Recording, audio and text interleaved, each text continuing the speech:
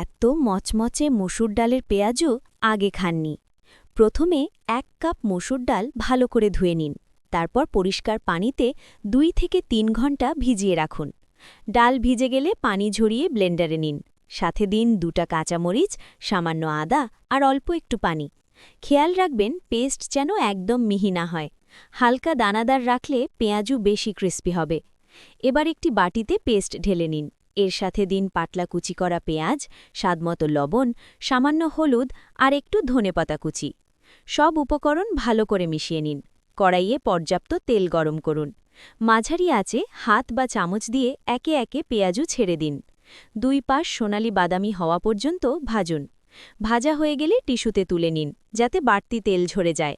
গরম গরম মসুর ডালের মচমচে পেঁয়াজু এখন পরিবেশনের জন্য প্রস্তুত। আমি Hamida. Daily cook with Hamida চ্যানেলে এমন সহজ ও মজার রেসিপি পেতে লাইক, কমেন্ট, শেয়ার ও সাবস্ক্রাইব করতে ভুলবেন না। পরের ভিডিওতে দেখাবো আরেকটি মজার নাস্তার রেসিপি।